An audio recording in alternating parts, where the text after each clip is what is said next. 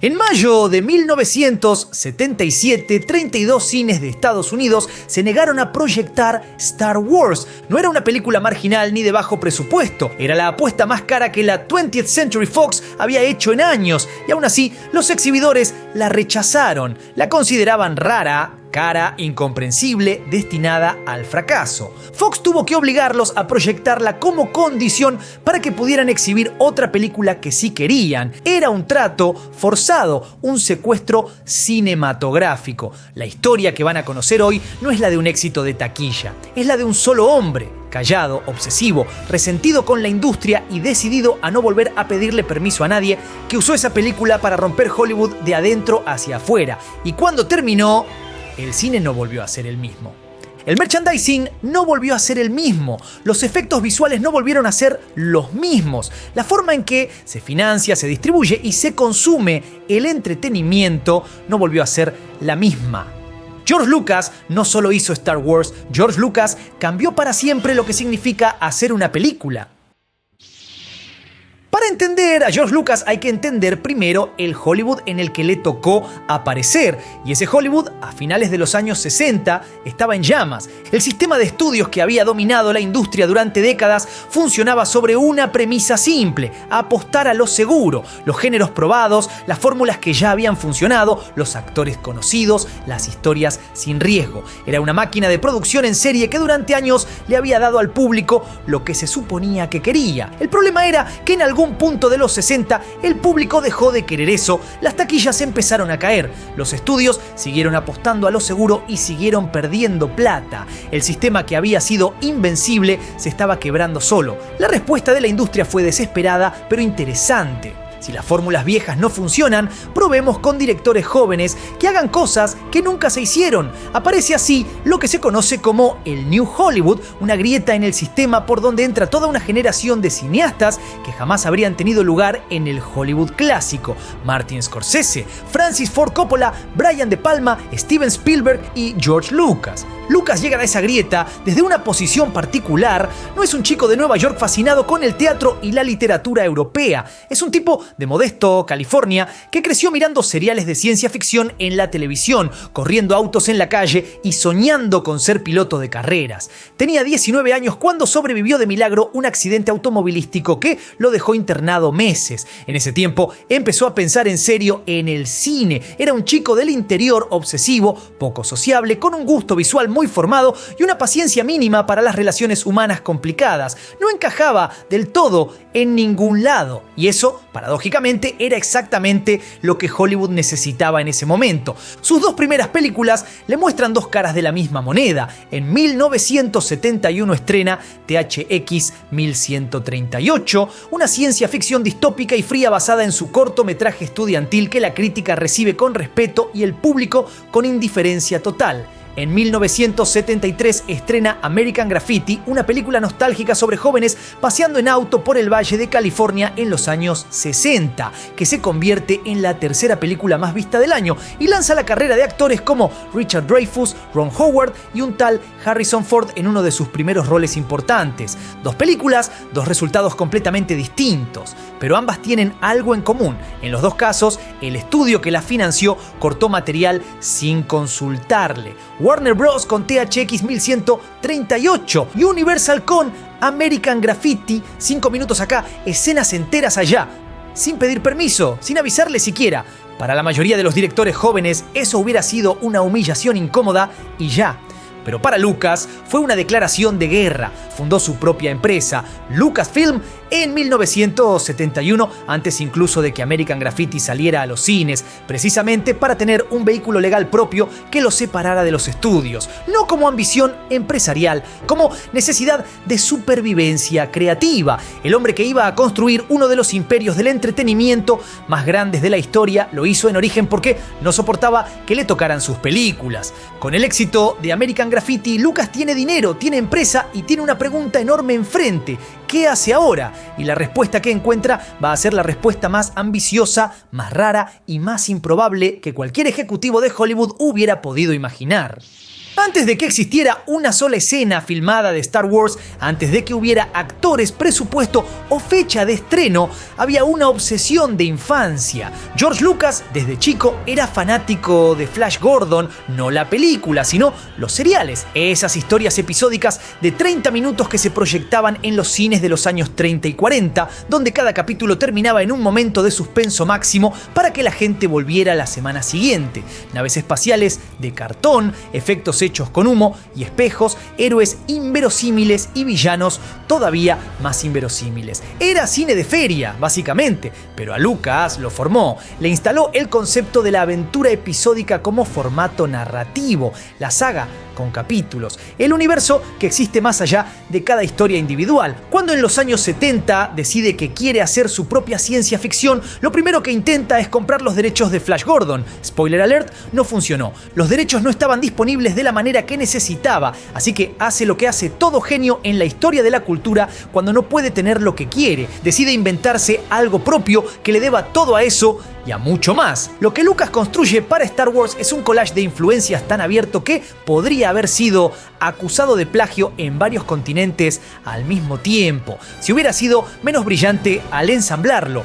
De los seriales de Flash Gordon toma el formato episódico, la idea de comenzar el relato en medio de la acción sin explicar nada y la aventura espacial como fantasía pura sin pretensiones científicas. De Joseph Campbell toma la estructura completa, el viaje del héroe, el esquema que Campbell había destilado de miles de mitos de todas las culturas del mundo, es el esqueleto narrativo de Star Wars casi punto por punto. El chico ordinario en un mundo ordinario, el llamado a la aventura, el mentor que abre la puerta, el cruce del umbral hacia lo desconocido, las pruebas, los aliados, los enemigos, la cueva más profunda donde se enfrenta la muerte simbólica, la transformación, el regreso con el elixir. Luke Skywalker no es solo un personaje, es el arquetipo de todos los héroes, de todos los mitos que la humanidad contó alguna vez.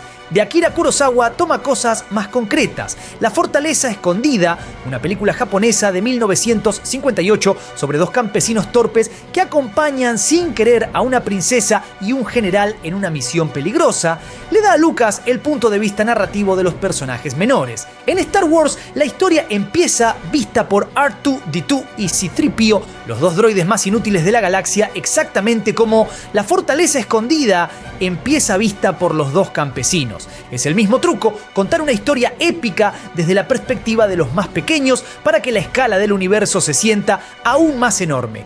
De los 7 samuráis toma el ritmo, la construcción de personajes en grupo, la idea de que cada miembro del equipo tiene una función emocional específica. De la guerra de Vietnam toma la metáfora política, una superpotencia tecnológica y aplastante contra una guerrilla de rebeldes con recursos limitados. El Imperio y la Alianza Rebelde son, entre otras cosas, Estados Unidos y Vietnam del Norte transfigurados en ciencia ficción. Lucas lo dijo explícitamente en entrevistas, el clima de Vietnam y Watergate estaba en su cabeza mientras escribía. La desconfianza en el poder institucional, el gobierno que miente, la resistencia que lucha desde abajo.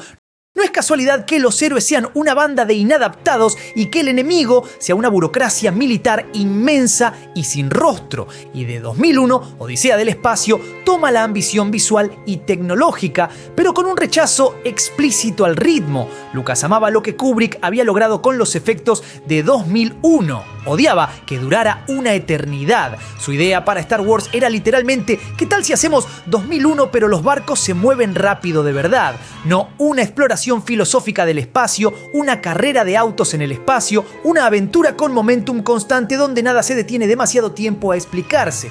Todo eso entra en un tratamiento de 14 páginas que Lucas llama simplemente The Star Wars, un documento básico, lleno de ideas, sin terminar, con personajes que todavía no tienen los nombres que conocemos. No es un guión, es el primer bosquejo de un universo que todavía no sabe exactamente qué quiere ser, pero tiene algo que ningún ejecutivo de Hollywood puede enseñarle a alguien, tiene una visión. El problema es que nadie más la ve. United Artists dice que no, Universal Pictures dice que no. La respuesta genérica es siempre la misma, demasiado raro, demasiado caro, demasiado difícil de vender.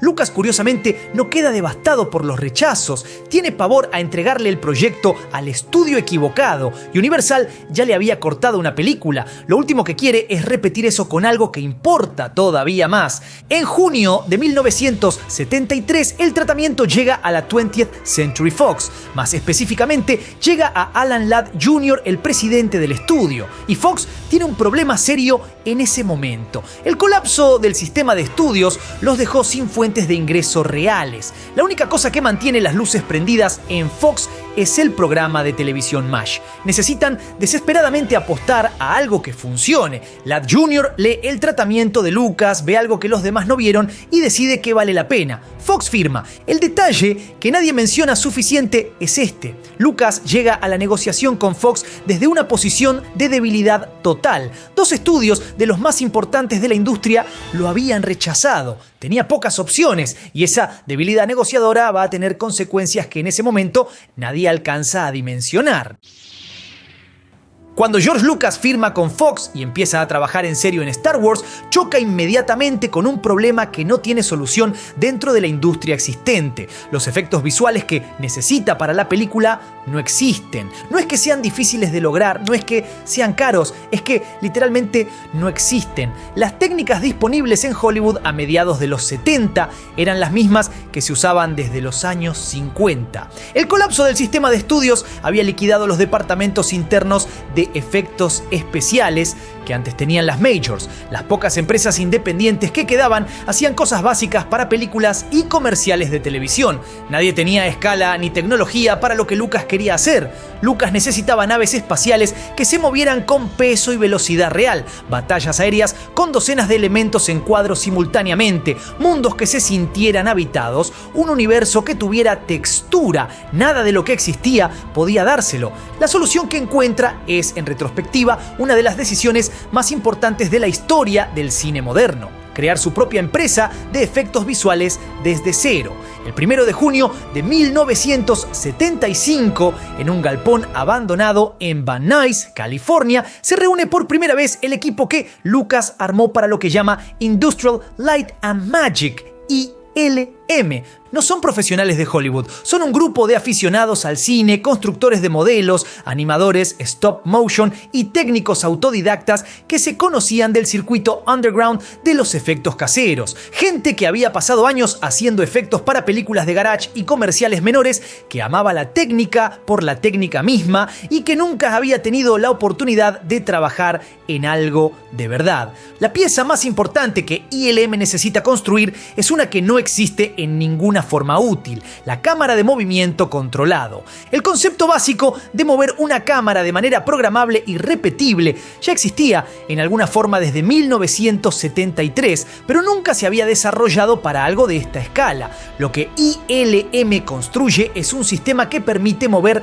la cámara en todos los ejes: arriba, abajo, adelante, atrás, rotación, y registrar esos movimientos con precisión suficiente como para repetirlos tantas veces como sea necesario. ¿Por qué importa esto? Porque cada toma de efectos en Star Wars no es una sola imagen, es entre 5 y 20 elementos filmados por separado que después se superponen capa sobre capa para crear la imagen final. Una nave espacial filmada frente a una pantalla azul, un fondo de estrella filmado por separado, explosiones filmadas por separado. Cada elemento tiene que moverse en perfecta sincronía con los demás, o el resultado se ve falso. La única manera de lograr eso es que la cámara haga exactamente el mismo movimiento en cada pasada. La cámara de movimiento controlado lo hace posible. El otro componente visual clave que llega en paralelo es Ralph McQuarrie. Lucas lo contrata en 1974 para traducir sus ideas a imágenes concretas, concept art, que le dé al estudio algo tangible que ver y que unifique las instrucciones de Lucas, que por escrito son difíciles de descifrar. En enero de 1975, McQuarrie termina la primera pieza de arte para Star Wars: dos droides bajando de una cápsula de escape en un planeta desértico. Es la primera vez que Lucas ve su propia visión reflejada en papel y algo hace clic. Los personajes empiezan a tomar forma, los diseños empiezan a converger, el universo empieza a tener consistencia visual.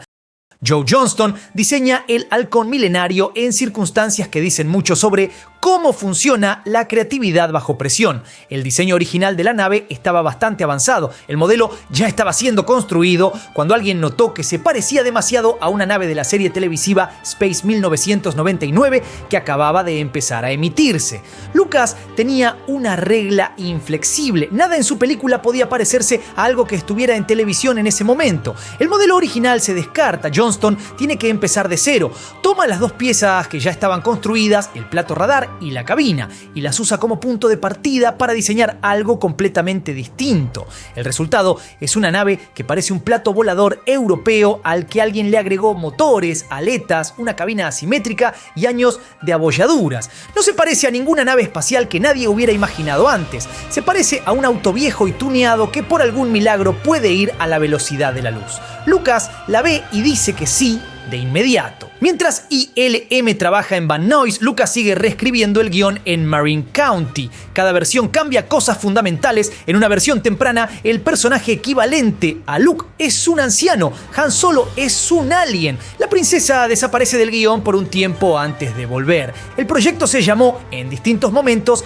Las aventuras de Starkiller, las aventuras de Luke Starkiller, episodio 1, Star Wars y el favorito de mi productor, Las aventuras de Luke Starkiller, tal como fueron tomadas del diario de los Whills, saga 1, Star Wars. Eventualmente se simplifica Star Wars y Fox suspira de alivio. Todo esto ocurre mientras el reloj corre. La fecha de estreno es mayo de 1977 y todavía falta rodar cada escena de la película. El 22 de marzo de 1976 comienzan las filmaciones de Star Wars con un presupuesto de $8,2 millones. Es el proyecto más ambicioso de George Lucas por un margen enorme y desde el primer día todo sale mal. La primera locación es Túnez, en el norte de África, que hace las veces del planeta desértico Tatooine. El problema es que Túnez en verano es básicamente un horno al aire libre. Los sets se destruyen de noche por el viento. El calor extremo hace que los actores en traje completo estén al borde del colapso permanente. Anthony Daniels, dentro del traje de Tripio, literalmente no puede caminar derecho sobre la arena. El traje no está diseñado para eso. Kenny Baker, dentro de R2, o como lo conocimos en Latinoamérica, Arturito, sobrevive de milagro. Cada día de rodaje en exteriores es una batalla contra el clima. El equipo se mueve a los estudios Elstree en Londres, que en teoría debería ser más manejable, y en algunos sentidos lo es. Es un ambiente controlado, los sets son espectaculares y ya no hay tormentas de arena, pero aparecen nuevos problemas. El crew inglés en su inmensa mayoría no cree en la película. Esto es importante. Los técnicos, los operadores de cámara, los electricistas, los asistentes de dirección, la gente que físicamente ejecuta el rodaje, piensa que están haciendo una tontera cara y confusa. Robots que hablan, un perro gigante con mochila, un anciano peleando con espadas de luz contra un caballero negro con casco.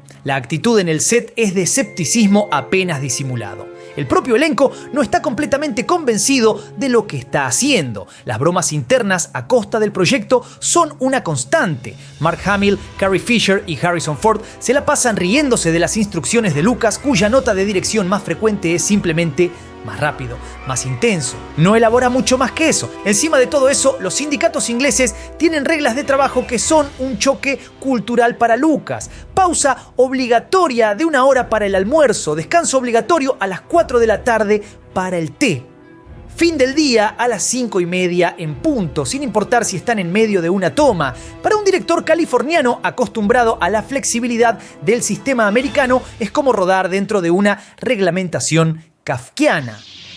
Para mediados de junio de 1976, la producción lleva 5 semanas de atraso. El presupuesto ya subió de 8,2 millones a 11 millones. Fox empieza a apretar. El estudio le pone una fecha límite inapelable al rodaje, o el equipo tiene que dividirse en varias unidades paralelas para poder terminar todo antes del deadline. El último día de rodaje en Londres, el 16 de julio de 1976, llega como un final de carrera agotador. Lucas vuela de regreso a California y el M lo espera en Van Nuys y ahí recibe la noticia que casi lo manda al hospital. El equipo de ILM ha gastado $1 millón, la mitad exacta del presupuesto total de efectos visuales. En ese tiempo han completado exactamente 2 tomas, una de la cápsula de escape lanzándose del crucero estelar militar y una de una torreta disparando contra la Estrella de la Muerte.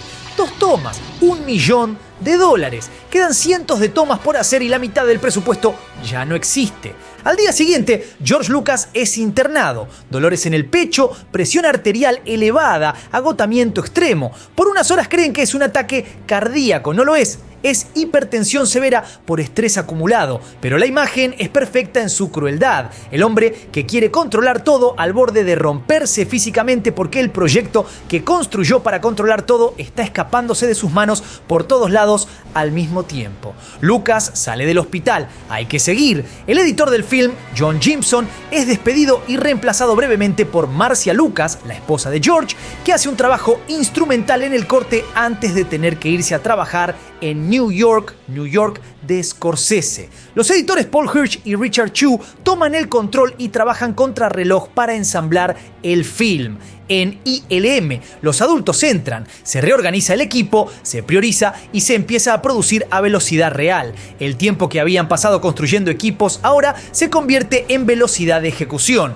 El sistema de cámara de movimiento controlado funciona, las herramientas están listas, solo hay que usarlas sin parar. John Williams entra al proyecto en este punto y graba la banda sonora en 12 días con la Orquesta Sinfónica de Londres. En una era dominada por el disco, la apuesta de Lucas por una partitura orquestal clásica es contracultural. El resultado es lo único de toda la producción que supera las expectativas de Lucas. La marcha principal, los temas de personajes, la música de la cantina, Williams entrega algo que no tiene parangón en la historia del cine de esa era. Y Ben Burtt, el diseñador de sonido, inventa desde cero todos los sonidos del universo de Star Wars, el zumbido de los sables de luz, una combinación de la interferencia de un proyector de televisión y el zumbido de los motores de una cámara de 35 milímetros, el respirar mecánico de Vader, los beeps de R2 tan expresivos que el equipo de edición agrega más escenas del droide solo porque los quieren escuchar más.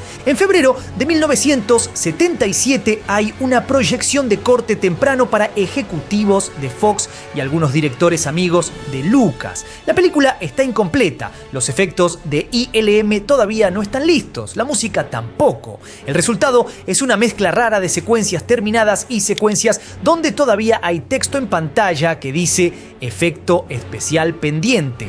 La mayoría de los presentes odia lo que ve, Brian De Palma especialmente. Steven Spielberg y los ejecutivos de Fox sorprendentemente intuyen que cuando estén los efectos y la música todo va a funcionar. Spielberg tenía razón, ILM termina, Williams termina, el film se cierra y el 25 de mayo de 1977 Star Wars llega a los cines. Los cines que habían rechazado proyectar Star Wars se la tienen que bancar al ver lo que les pasa a los que la proyectan. En las primeras semanas, las filas de entrada no desaparecen. No es que la gente haga fila un día y después el teatro quede vacío. Las filas se quedan todos los días, a todas las funciones. La gente no solo va a verla una vez, vuelve, la va a ver 3 veces, 5 veces, 10 veces. Hay personas que pasan el verano entero viendo Star Wars. No es un fenómeno de consumo normal, es algo más cercano a un evento religioso que a una experiencia cinematográfica convencional. En agosto de 1977, en el Teatro Chino de Hollywood, Tripio, R2 y Darth Vader dejan sus huellas en el cemento junto a las de las estrellas clásicas del cine. Es una imagen que dice todo. En 3 meses, estos personajes se convirtieron en parte del panteón cultural americano. Las críticas son de perplejidad eufórica. Los críticos no tienen vocabulario todavía para describir exactamente qué está pasando con la audiencia. Lo que sí pueden describir es el efecto físico. La gente sale de los cines con una energía rara, como si hubieran sido arrancados de su vida cotidiana y depositados en otro lugar por 2 horas. Hay algo en la combinación de efectos visuales nunca vistos, música que entra directo al sistema nervioso y una historia que activa algo muy viejo y muy profundo en el cerebro humano. El mito del héroe, la aventura pura, el bien contra el mal, sin ambigüedades, que produce una reacción que el cine de ese momento no estaba produciendo. En su tanda inicial, Star Wars recauda $220 millones solo en Norteamérica. Al tipo de cambio actual, eso equivale aproximadamente a $1.100 millones de hoy. Destrona a Tiburón de Spielberg como la película más taquillera de todos los tiempos, con las re-releases que siguen en 1978, 1979, 1981 y 1982. El número doméstico sube a 323 millones, con 530 millones en total mundial. La primera película de la historia en superar los 500 millones de dólares de recaudación. En los premios Oscar de 1978, Star Wars entra con 10 nominaciones, incluyendo Mejor Película y Mejor Director. Pierde ambas contra Annie Hall de Woody Allen, lo cual en términos de legado de la historia del cine es quizás la cosa más cómica que ocurrió en la industria en el siglo XX. Lo que no pierde es casi todo lo demás. Se lleva 6 premios Oscar y otros 2 especiales, uno por el diseño de sonido de Ben Burtt y un premio científico técnico para los avances de ILM, 8 trofeos en una noche, más que cualquier otra película de esa ceremonia. Pero los números de taquilla y los Oscars, aunque sean cósmicos, no son lo más importante de lo que pasa en 1977. Lo más importante es un cambio de modelo de negocio que Hollywood tarda años en entender del todo. Antes de Star Wars, los juguetes de películas no existían como industria. Había algún muñeco suelto acá y allá, merchandising de licencia básico, nada que nadie tomara en serio. Cuando Lucas intenta conseguir que alguien fabrique juguetes de Star Wars, todas las empresas grandes lo rechazan, no ven el negocio. Es una película de ciencia ficción rara de un director que hasta hace poco hacía films de nostalgia. Llega a Kenner, una empresa de juguetes chica de Cincinnati, en posición de debilidad total. Las condiciones del contrato que firman son casi grotescas en retrospectiva. Por cada dólar vendido en juguetes de Star Wars, Kenner se queda con 95 centavos. Fox se queda con 2,5, Lucas se queda con 2,5. Encima, Kenner se lleva los derechos sobre los juguetes de Star Wars para siempre. El chiste es que nadie, ni Lucas, ni Fox, ni Kenner, tenía idea de lo que ese para siempre significaba realmente. La Navidad de 1977 es el primer momento en que la escala del fenómeno se vuelve completamente imposible de ignorar. La demanda de juguetes de Star Wars es tan enorme que Kenner no puede fabricar suficiente a tiempo. La empresa inventa una solución que no tiene precedente en la historia del comercio navideño: la caja vacía, un paquete que contiene solo un certificado de promesa de entrega futura de los juguetes cuando la producción pueda ponerse al día. Los padres compran esa caja vacía en masa, literalmente regalan la promesa de un juguete y los chicos lo aceptan porque Star Wars tiene ese tipo de poder. Lo que Lucas sí se guardó en la negociación, la cláusula que Kenner y Fox no valoraron porque nadie podía imaginar que importara tanto, era el control sobre todos los derechos de merchandising de la saga completa, no solo los juguetes del primer film. Todo, ropa, libros, pósters, discos, videojuegos, todo lo que viniera, eso era suyo. En los años siguientes, mientras Kenner vendía cientos de millones de dólares en juguetes y Lucas recibía sus 2,5 centavos por dólar, la industria entera empezó a entender la lección. Una película no es un producto, es una plataforma. Es el primer capítulo de una relación entre un universo narrativo y una audiencia, y esa relación tiene valor comercial en todas las formas imaginables durante décadas. El modelo de negocio del entretenimiento moderno, todo lo que hoy se conoce como franquicia, universo expandido, IP de largo plazo, arranca de esta noche de Navidad de 1977, donde los chicos reciben cajas vacías con una promesa adentro. Hollywood tarda años en asimilarlo. Lucas lo entendió desde antes de que hubiera evidencia de que funcionara. El éxito de Star Wars le da a Lucas algo que nunca antes había tenido en su vida profesional: plata real. Y la primera decisión que toma con esa plata es la más audaz de su carrera hasta ese punto. Financia la secuela completamente con dinero propio. No es una frase pequeña. Estamos hablando de un presupuesto inicial de 25 millones de dólares, más del doble de lo que costó la primera película. Lucas saca un préstamo del Bank of America, pone en garantía prácticamente todo lo que tiene y negocia con Fox un arreglo donde el estudio solo pone la distribución. Fox no pone un peso. Fox no tiene control creativo. Fox no puede cortarle nada. Es la película más cara que se haya hecho con financiamiento completamente independiente hasta ese momento. Y Lucas la hace así precisamente para que nadie pueda meterse en lo que él quiere contar. El problema, el primer síntoma de algo que va a crecer durante los siguientes 25 años, es que la pesadilla del rodaje de Star Wars lo dejó marcado de una manera que todavía no no procesa del todo. No quiere volver a pasar 4 meses en un set lidiando con crews escépticos, cronogramas imposibles y presupuestos que se escapan. Quiere supervisar, controlar la visión general, pero no dirigir él mismo cada día. Necesita un director. Y en 1978 considera casi 100 nombres para el cargo. El que elige termina siendo la decisión más inteligente de toda la saga. Irving Kershner es un director con poca fama, pero una habilidad específica que Lucas valora. Se le da bien trabajar con actores en historias de personajes. Ha dirigido películas pequeñas, íntimas, que funcionan gracias a la profundidad emocional. No ha hecho nada de esta escala jamás. Inicialmente es reticente. La responsabilidad le parece abrumadora, pero acepta, y lo que hace con El Imperio Contraataca es algo que todavía hoy define lo que una secuela puede ser. El rodaje empieza el 5 de marzo de 1979 en lo alto de un glaciar en Noruega. El plan era aprovechar el paisaje nevado para filmar el planeta Hot. El problema es que ese invierno resulta ser el más frío que la región había experimentado en 50 años, con una de las peores tormentas de nieve de las que hay registro. Hace tan frío que los actores describen la sensación como ardor. El frío es tan extremo que quema, un clima apocalíptico para arrancar una producción que ya en teoría debería ser más fácil que la primera. Pero hay algo que esta vez es diferente: el secretismo.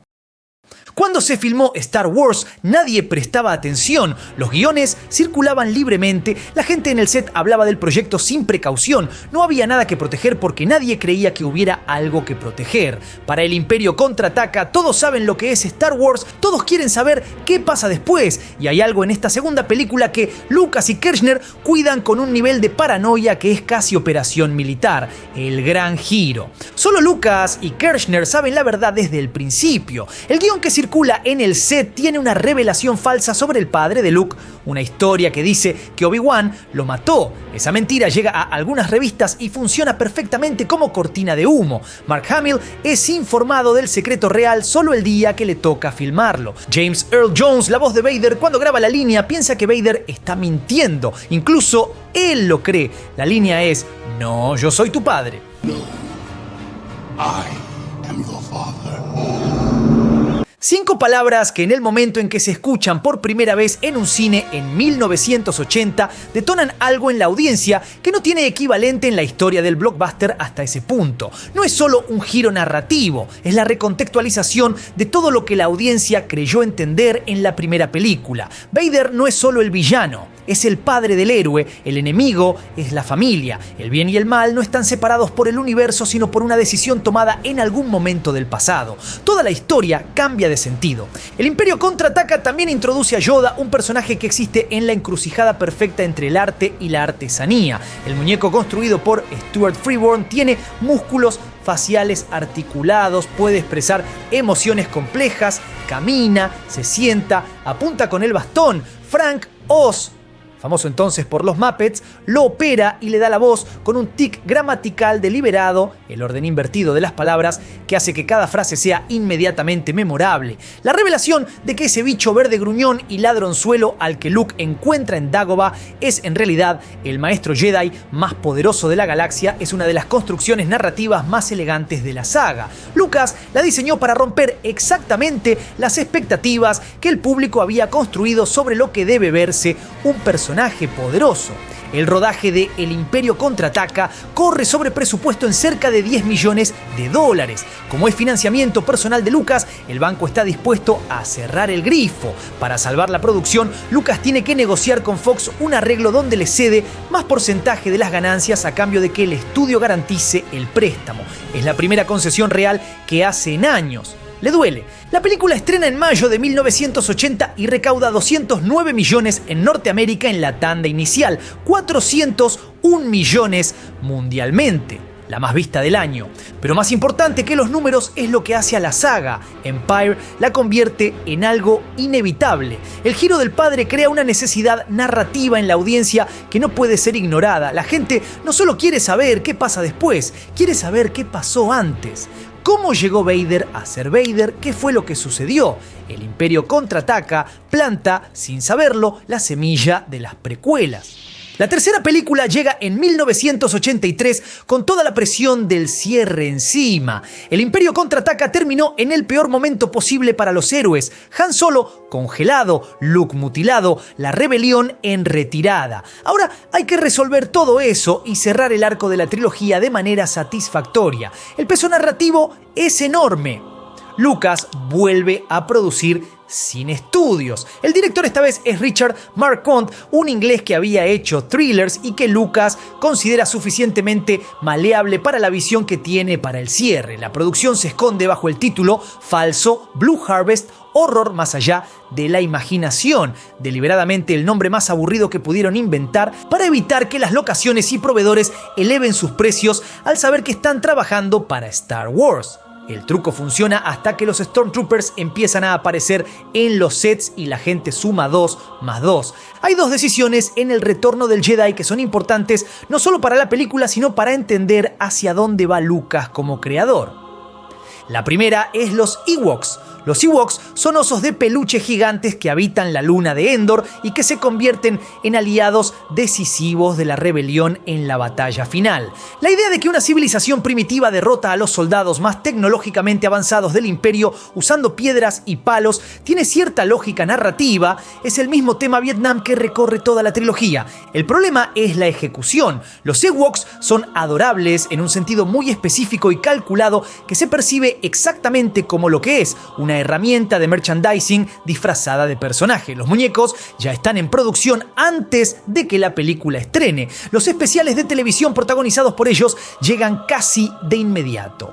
La percepción de que la saga empieza a tomar decisiones creativas con un ojo puesto en las jugueterías es nueva y la audiencia la siente aunque no siempre pueda articular por qué. La segunda es el clímax emocional, a pesar de los Ewoks, a pesar de las inconsistencias, a pesar de que la resolución de la trama se parece bastante a la de la primera película, otro superarma, otro ataque rebelde, el núcleo de El Retorno del Jedi funciona. El arco de redención de Vader, un villano que en el último momento elige a su hijo sobre el poder oscuro, tiene una fuerza genuina. La escena final entre Luke y Vader moribundo está filmada con una contención y una emoción que son probablemente el pico dramático de toda la trilogía. Lucas, cuando quiere, sabe construir ese tipo de momento. La película estrena el 25 de mayo de 1983, exactamente el 6º aniversario del estreno del original. Abre con $23 millones el fin de semana de estreno, el opening más grande en la historia del cine hasta ese momento.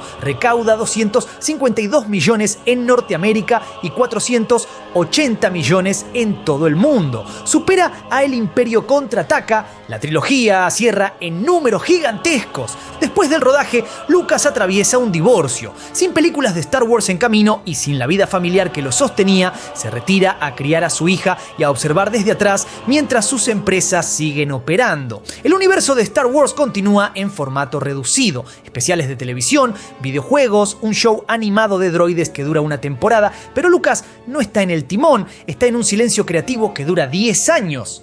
Pero detrás de ese silencio hay un laboratorio funcionando. Entre 1983 y 1993, mientras el mainstream del entretenimiento se olvida un poco de George Lucas y Star Wars empieza a volverse una franquicia nostálgica más que una fuerza activa en la cultura pop, Lucas está construyendo cosas que van a cambiar la industria para siempre de una manera completamente diferente a la primera vez. Pero no con películas, con infraestructura. El primer frente es el sonido. Lucas funda THX, nombrado en honor a su primera película, como una empresa dedicada a certificar la calidad de audio en salas de cine. El estándar THX establece especificaciones técnicas para el sistema de altavoces, el aislamiento acústico, la acústica de la sala, la potencia del amplificador. Una sala certificada, THX garantiza que la experiencia sonora que el director diseñó en el estudio de mezcla va a llegar al espectador de la manera correcta. Es un concepto que hoy parece obvio, pero que en ese momento era revolucionario. La idea de que la exhibición cinematográfica tenía responsabilidades técnicas específicas con el material que proyectaba. El estándar THX no es solo marketing, define durante décadas cómo suenan las mejores salas del mundo. El segundo frente es la edición. La edición de cine en los años 70 era un proceso físico, tiras de celuloide que se cortaban cortaban con tijeras y se unían con cinta. Cuando querías revisar un corte anterior, tenías que ir a buscar físicamente el fragmento que habías descartado, encontrarlo entre metros de material y volver a empalmarlo. Era lento, impreciso, limitante. Lucas sabe desde el principio de su carrera que esto es absurdo. En los años 80, Lucasfilm invierte en desarrollar el primer editor digital no lineal de la historia, que llaman Edit Droid. El concepto es simple en retrospectiva, pero cósmico para su época. Guardar el material de rodaje en formato digital y editarlo en una computadora, donde cualquier versión anterior puede recuperarse instantáneamente, donde los fragmentos descartados no desaparecen físicamente, sino que siguen disponibles, donde el proceso creativo de la edición deja de ser una lucha contra el material para convertirse en una exploración libre. Edit Droid no triunfa comercialmente en su forma original, pero el concepto es el precursor directo de Avid Media Composer, lanzado en 1989. Avid es hoy el estándar de la industria para edición de cine y televisión en todo el mundo. Cada película de Hollywood, cada serie de televisión, cada noticiario de televisión se edita en la descendencia directa de la tecnología que Lucas imaginó y pagó para desarrollar. El tercer frente, el más importante de todos, es la imagen digital. A mediados de los 80, Lucasfilm tiene una división de computación dirigida por Ed Catmull, que está trabajando en crear imágenes generadas por computadora. El equipo es excepcional. Catmull es uno de los pioneros absolutos del gráfico por computadora, y hay un artista joven que se suma al equipo llamado John Lasseter, despedido de Disney por ser demasiado entusiasta con las posibilidades de la animación digital. El problema es que el objetivo del equipo de computación de Lucasfilm y el objetivo de Lucasfilm como empresa no convergen. Lucasfilm quiere usar las computadoras para crear efectos visuales para películas de acción real. El equipo de Catmull quiere hacer películas de animación completamente digitales. Son proyectos diferentes, con presupuestos diferentes y con mercados diferentes. La tensión crece durante años hasta que en 1986 Lucas vende la división de computación a Steve Jobs por $5 millones. Ese grupo se convierte en Pixar Animation Studios. La ironía tiene la escala de algo griego. Lucas vende Pixar porque los objetivos no coinciden. Pixar termina revolucionando la animación, cambiando la relación entre tecnología y narrativa y siendo comprada eventualmente por Disney por $7.400 millones. Lucas se queda con 5 millones y la sensación de que vendió algo que no entendió del todo lo que era. ILM construye mientras tanto su propia división de efectos digitales enfocada específicamente en lo que Lucasfilm necesita, efectos para películas de acción real. Y ese equipo empieza a hacer cosas imposibles. El caballero de vitral que se reconstruye solo en Young Sherlock Holmes en 1985, la primera vez que un personaje CGI completamente generado por computadora aparece en una película de gran presupuesto. El tentáculo de agua en el abismo de Cameron en 1989. El temible Temil en Terminator 2 en 1991.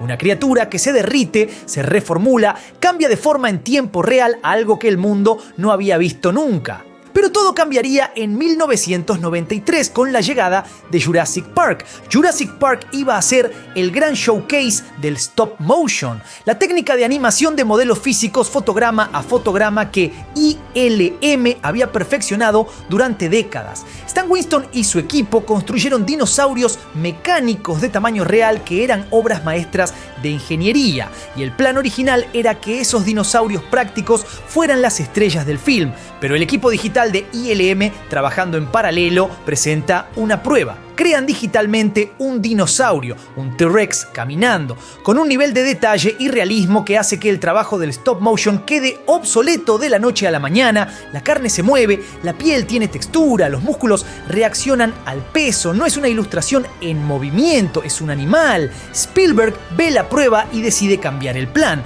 Los dinosaurios digitales protagonizan la película. Jurassic Park se convierte en el anuncio oficial de que el cine entró en una nueva era. George Lucas ve los dinosaurios y siente algo que no había sentido en muchos años. Toda su vida creativa había tenido la misma sensación, que sus ideas iban 10 pasos adelante de la tecnología disponible para realizarlas. Ahora, viendo esas criaturas digitales, siente por primera vez que la tecnología lo alcanzó, que lo que siempre quiso hacer ahora es posible, que hay una historia que quedó sin contar, la historia de cómo Darth Vader llegó a ser Darth Vader y que ahora tiene las herramientas para contarla como siempre la imaginó.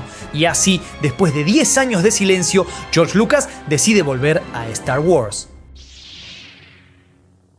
En 1994, Lucas hace la confirmación oficial, va a hacer las precuelas, los episodios 1, 2 y 3, la historia que antecede a todo lo que se vio, el origen de Darth Vader, la caída de la República, el ascenso del Imperio. La reacción de los fans es histérica en el sentido literal de la palabra. La base de fans de Star Wars había sobrevivido una década de sequía con lo poco que había, novelas del universo expandido, videojuegos y el relanzamiento de las películas originales con las llamadas Special Edition en 1997, donde mejoraban efectos especiales, agregaban escenas y sobre todo acercaban a la saga a una nueva generación que nunca la había visto en la pantalla grande. La trilogía Throne de Timothy Zahn, publicada entre 1991 y 1993, había revitalizado el interés colectivo en el universo con una historia que continuaba después del retorno del Jedi. Pero eso no es lo mismo que películas nuevas del propio Lucas. Películas nuevas es lo que todos esperaban en el fondo del fondo, sin atreverse del todo a creer lo posible. Y en noviembre de 1998, cuando el primer teaser trailer del episodio 1, La amenaza fantasma, se estrena en cines antes de la película Meet Joe Black, el nivel de euforia colectiva no tiene precedente en la historia del marketing cinematográfico. El tráiler se puede descargar en internet, esto es 1998, internet de dial-up, páginas que cargan de a una imagen por segundo. Y en las primeras 24 horas se registra 1 millón de descargas. Es el récord absoluto para cualquier tráiler en la historia digital hasta ese punto. La gente compra entradas para Meet Joe Black, ve el tráiler de La amenaza fantasma y se va antes de que empiece la película. No les importa lo que pagaron, solo querían ver los 2 minutos del tráiler en pantalla grande. El tráiler es genuinamente emocionante. Imágenes de personajes jóvenes. Un Obi-Wan Kenobi todavía aprendiz, un Anakin Skywalker de 9 años, junto a personajes mayores del universo conocido. Efectos visuales que claramente van más allá de cualquier cosa que se había visto hasta ese momento. Y el villano, un tipo de cara pintada con un sable de luz de doble filo, que cuando aparece en el tráiler hace que todo el mundo en los cines tenga la misma reacción simultánea. Ese tipo se va a pelear con alguien de una manera que va a ser imposible de olvidar. El nivel de expectativa cuando La amenaza fantasma estrena el 19 de mayo de 1999 es el más alto en la historia del cine hasta ese momento. Puede que sea el más alto de la historia del cine a secas. No hay precedente de una sola película que cargue con tanto peso de expectativa acumulada, tanta historia emocional colectiva, tanta inversión afectiva de tanta gente durante tanto tiempo. Pero algo no funciona y la audiencia lo siente casi de inmediato. La amenaza fantasma recauda $431 millones en Norteamérica y 924 millones en todo el mundo. Es un éxito comercial enorme y simultáneamente es una de las mayores decepciones en la historia del entretenimiento. No porque sea una película terrible, es más complicado que eso. Es porque la distancia entre lo que prometía y lo que entrega es oceánica. Y esa distancia tiene una causa que se vuelve más clara con los años. George Lucas en 1999 ya no tiene nadie que le diga que no. En 1977, Lucas estaba rodeado de gente que no creía en él. El crew inglés, los ejecutivos de Fox, los actores que se burlaban de sus notas de dirección, esas fricciones, esa resistencia, esa presión de afuera lo obligaban a justificar cada decisión, a defender cada idea, a pulir lo que no funcionaba porque de lo contrario el sistema entero se resistía. La tensión entre su visión y la resistencia del mundo producía algo, producía chispas, producía momentos donde la película ganaba algo que no estaba en el guión. En 1999 eso no existe. Lucas llega al set con un estatus de genio sagrado intocable. El elenco, Liam Neeson, Ewan McGregor, Natalie Portman, llega creyendo que están en manos del hombre que hizo lo imposible 20 años atrás. El crew lo trata con deferencia total. No hay nadie que contradiga, que proponga una alternativa, que diga: George, esta escena no está funcionando, probemos otra cosa. El set está construido casi enteramente alrededor de pantallas azules. La idea de Lucas era hacer el rodaje más fácil y controlado que los originales, Menos locaciones, menos imprevistos, más control. El resultado no intencional es que los actores pasan semanas reaccionando a nada, imaginando mundos que no están ahí, respondiendo emocionalmente a objetos y personajes que serán insertados meses después en postproducción. Algunos lo logran, muchos no pueden, y la cámara lo captura todo. El problema de los personajes es estructural. En Star Wars, el primer diálogo de la película establece de inmediato quiénes son Tripio y R2 a través de cómo se relacionan entre sí. No necesitan explicarse, se revelan en acción. En La amenaza fantasma, los personajes hablan constantemente sobre lo que sienten y lo que van a hacer, pero raramente lo hacen.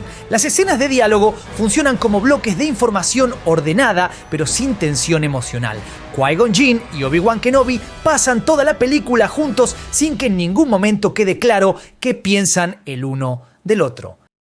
Jar Jar Binks concentra la crítica, pero no es el problema real. El problema real es que Jar Jar es el único personaje de la película con algo parecido a una personalidad activa. Todos los demás son serenos, mesurados, informativos, no tienen dudas, no tienen contradicciones, no tienen momentos donde algo inesperado emerge de la interacción entre ellos. Jar Jar es insoportable, sí, pero al menos está vivo. La decisión de explicar la fuerza a través de los midichlorians o organismos microscópicos que la producen y cuya concentración en sangre determina qué tan poderoso eres en la fuerza es el ejemplo perfecto del problema creativo de las precuelas. La fuerza en la trilogía original es un misterio, no necesita explicación, es energía, es intuición, es algo que se siente más que se comprende. Los midichlorians la convierten en bioquímica, en un análisis de sangre, en una prueba médica. Toman algo que funcionaba como magia y la reducen a ciencia de laboratorio. El universo se hace más pequeño con esa decisión, no más grande. La trilogía de precuelas, La amenaza fantasma, El ataque de los clones, La venganza de los Sith, tiene el mismo problema estructural a lo largo de sus 3 entregas. Lucas toma decisiones narrativas que solo tienen sentido si ya sabes el final. Anakin tiene que caer al lado oscuro al final, entonces Lucas lo muestra turbio desde el principio, lo que elimina la tragedia. La amistad entre Anakin y Obi-Wan, la relación central de toda la trilogía, cuya ruptura debería ser el momento más devastador de la saga, nunca tiene espacio para desarrollarse. En el episodio 1 apenas interactúan, en el episodio 2 se odian, en el episodio 3 tienen que apurar 4 años de amistad en los primeros 20 minutos para que la traición funcione. No funciona tan bien como debería. El ataque de los clones estrena en 2002 y hace historia por razones técnicas que compensan parcialmente sus problemas narrativos. Es la primera gran película de estudio filmada íntegramente con cámaras digitales. Sony desarrolló un modelo de cámara específicamente para el proyecto. La decisión de abandonar el celuloide y mover la producción completamente al digital es una declaración de principios tanto como una elección técnica. Lucas quiere que todo, desde la cámara hasta la exhibición, sea digital. El celuloide es para él tecnología del siglo anterior. La ironía visual es que las precuelas, que tienen los efectos más avanzados de su época, envejecen peor que las películas originales. Las texturas digitales de los mundos completamente generados por computadora tienen una limpieza artificial que el tiempo revela como tal. Los efectos prácticos de los años 70 y 80, paradójicamente, siguen pareciendo reales porque son objetos físicos que interactúan con luz física. La tecnología que Lucas usó para inventar el futuro del cine crea películas que muestran su edad más rápido que las que usó para inventar el presente. Acá está la gran paradoja de las precuelas, y es importante entenderla bien. Las películas que más decepcionaron a los fans fueron las que más transformaron la industria cinematográfica en términos técnicos. El pipeline digital completo que Lucas desarrolla para los episodios 1, 2 y 3 se convierte en el modelo que toda la industria de efectos visuales adopta en la primera década del siglo XXI. El uso masivo de blue screen y green screen, los mundos completamente generados por computadora, la integración de actores reales en entornos digitales, todo eso que los fans criticaban en las precuelas por hacer que los actores parecieran desconectados del ambiente, es exactamente el método que Marvel, DC y toda la industria del blockbuster adoptan como estándar. La previsualización 3D que Lucas implementa masivamente en el episodio 2, el proceso de crear una versión digital animada de cada secuencia antes de rodar un solo fotograma real, hoy es estándar absoluto en cualquier producción de escala. Peter Jackson cita directamente el trabajo de ILM en las precuelas como referencia para los sistemas que desarrolla para El Señor de los Anillos. Sin el pipeline digital de Lucasfilm, la trilogía de Jackson no tiene la forma que tiene. El uso de motion capture para crear personajes digitales que las precuelas usan para Jar Jar Binks, para el Yoda digital del episodio 2, para docenas de criaturas de fondo. Es la misma tecnología que James Cameron lleva a otro nivel en Avatar en 2009 y que hoy es la base de cómo se crean los personajes de animación en todas las producciones de gran presupuesto. Y hay algo más que rara vez se menciona en este contexto. La amenaza fantasma pierde los 3 Oscar técnicos a los que fue nominada contra Matrix, y Matrix gana justamente porque usa los efectos digitales de una manera más integrada a la narrativa que las precuelas. La competencia que Lucas generó al llevar el CGI a ese nivel de ambición produjo la película que lo venció en los premios. El quilombo es cósmico en su circularidad.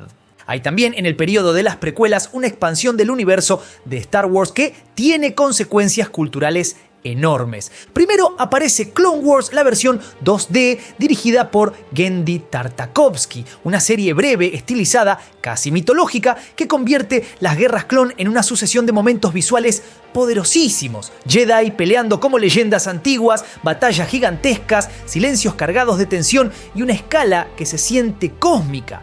Y después llega The Clone Wars, la versión 3D, producida a partir de 2008. Y acá aparece una figura clave: Dave Filoni. Filoni venía del mundo de la animación, especialmente de trabajar en Avatar: The Last Airbender, y fue elegido por George Lucas para dirigir y desarrollar esta nueva etapa animada de la saga. Con el tiempo, esa decisión termina siendo muchísimo más importante de lo que parecía, porque Filoni no solo ayuda a expandir las guerras clon, empieza a absorber la lógica interna de Lucas, su manera de pensar la mitología, la tragedia, los Jedi, la fuerza y el peso político de la galaxia. En ese sentido, Filoni se convierte de alguna manera en el sucesor espiritual de George Lucas dentro de Star Wars. No porque copie exactamente su estilo, sino porque entiende que la saga no funciona solo como aventuras espaciales, sino como una mezcla de mito, caída política, drama familiar y cuentos morales vestidos de ópera galáctica.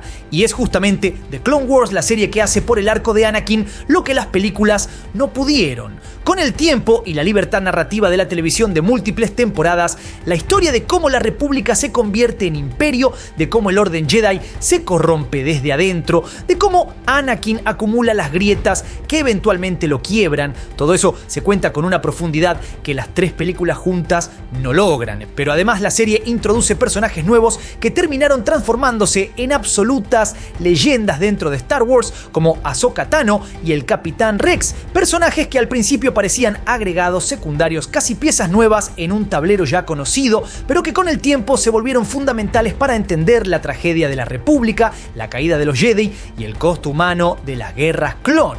En muchos sentidos, Clone Wars y The Clone Wars son la expansión que termina completando emocionalmente a las precuelas, y el hecho de que existan, de que haya un universo lo suficientemente rico para sostener años de narrativa animada, es parte del legado de Lucas, aunque él no haya construido cada pieza directamente. La reevaluación de las precuelas que ocurre en la segunda mitad de los años 2010 tiene su lógica. Los chicos que en 1999 tenían 8 o 10 años y vieron La amenaza fantasma como su primera Star Wars llegan a la adultez con una relación emocional con ese universo que es tan legítima como la que tienen los adultos de los 80 con la trilogía original. Para ellos, Darth Maul es icónico con la misma naturalidad que Darth Vader. El Duel of the Fates de John Williams es la mejor pieza de la saga. El universo prequel tiene sus propios mitos, sus propias referencias, sus propios momentos de piel de gallina. La historia no termina con el estreno y las críticas. La historia termina con lo que la audiencia hace con el material en el tiempo. En 2012, George Lucas vende Lucasfilm a Disney por $4.000 millones en efectivo y acciones. Es el número más grande que un solo creador haya recibido por una propiedad intelectual en la historia del entretenimiento hasta ese momento. Es también, en ciertos sentidos, el final más agridulce que se puede imaginar para la historia que empezamos contando. Lucas entrega junto con la venta una serie de story treatments para los episodios 7, 8 y 9, sus ideas para continuar la saga. El personaje de Darth Vader fue la historia central de los 6 primeros episodios, pero en los treatments de Lucas, la historia que sigue explora otros aspectos del universo, con personajes nuevos y con el universo expandido de maneras que él había tenido en mente desde los años 70. Disney los recibe, los analiza y decide no usarlos. La nueva trilogía que produce El despertar de la fuerza, Los últimos Jedi, El ascenso de Skywalker, toma una dirección diferente. Lucas, en entrevistas posteriores a la venta, expresa la frustración con una frase que no deja mucho margen para la interpretación: llama a Disney traficantes de antigüedades. Su argumento es que la compañía no quiso arriesgar nada nuevo, no quiso llevar el universo hacia adelante, prefirió explotar la nostalgia de lo que ya funcionaba en lugar de construir algo diferente. Es un insulto elegante y preciso de alguien que toda su vida construyó su identidad creativa en la idea de que lo nuevo supera a lo seguro y que ahora ve su propiedad intelectual convertida en exactamente lo que siempre despreció. La historia completa de George Lucas es la historia de una contradicción que se hace cada vez más grande con el tiempo. El hombre que construyó todo su poder para no tener que pedirle permiso a nadie, que creó ILM para no depender de la tecnología de otros, que financió sus propias películas para que ningún estudio le cortara un fotograma, que negoció los derechos de merchandising en un momento en que nadie los valoraba para tener independencia económica permanente. Ese hombre terminó vendiendo el universo que construyó con todas esas herramientas a la corporación de entretenimiento más poderosa del mundo. Y la razón, en el fondo, es que el control total que tanto buscaba se convirtió en el mismo problema que quería evitar. El sistema de estudios lo limitaba, pero también lo tensaba, lo obligaba a justificar sus decisiones, lo enfrentaba con resistencia que él convertía en energía creativa. Cuando eliminó toda esa resistencia y tuvo control absoluto, el resultado fue las precuelas, películas tecnológicamente revolucionarias y narrativamente irregulares, hechas por un genio que ya no tenía con quién pelear. Hay una frase que circula en los círculos de teoría del cine que es perfecta para entender el fenómeno Lucas. La tensión entre visión y limitación no es el enemigo de la creatividad, es su condición. Lo que hace grande a una obra no es solo la idea del creador, sino la fricción que encuentra en el camino hacia la realización. Lucas entendió eso a nivel intelectual, lo aplicó en los años 70 cuando no tenía otra opción y lo olvidó cuando tuvo demasiado poder para necesitarlo. Pero el legado industrial es innegociable. Cualquier película de superhéroes que ves hoy existe en el mundo que Lucas construyó. El concepto de la franquicia como universo narrativo expandido, como plataforma de merchandising, como propiedad intelectual de largo plazo que genera valor durante décadas. Todo eso nace en los años 70 con Star Wars. Ningún otro creador individual en la historia del entretenimiento transformó tantas industrias al mismo tiempo. No solo el cine, la tecnología del sonido, la tecnología visual, el modelo de negocio, la distribución, el marketing, la relación entre una franquicia y su audiencia, el concepto mismo de lo que puede ser un universo narrativo. Y sin embargo, la historia más humana dentro de todo ese legado cósmico es esta. El hombre que lo hizo todo posible entregó las llaves porque ya no podía controlarlo, porque el monstruo que construyó para no pedirle permiso a nadie creció hasta ser más grande que él, porque hay una ironía perfecta en el hecho de que George Lucas, el director que en 1971 fundó una empresa porque no soportaba que le cortaran sus películas, terminó sus días en Star Wars viendo cómo otra gente contaba el final de la historia que empezó él. 32 cines dijeron que no en mayo de 1977. A veces pienso en qué hubiera pasado si esos cines hubieran tenido razón, si nadie hubiera obligado a los exhibidores a proyectarla, si Star Wars hubiera muerto silenciosa en un estreno limitado y aburrido, si Lucas hubiera tenido que hacer otra cosa con su carrera. No habría ILM, no habría Pipeline Digital, no habría estándar THX, no habría Pixar, no habría universo expandido como concepto de negocio, no habría Marvel Cinematic Universe porque el modelo que Marvel copió era el de Lucas, no habría la industria del entretenimiento tal como existe hoy. Todo eso dependió de que 32 personas tomaran la decisión equivocada y alguien los obligara a tomar la correcta. Es gracioso cómo funciona la historia. Un solo hombre con la obsesión correcta en el momento correcto, con las ideas correctas, y el cine nunca vuelve a hacer lo mismo. ¿Qué significa Star Wars en tu vida? ¿Qué otra película de la historia cambió tantas cosas al mismo tiempo? Déjame tu opinión en los comentarios.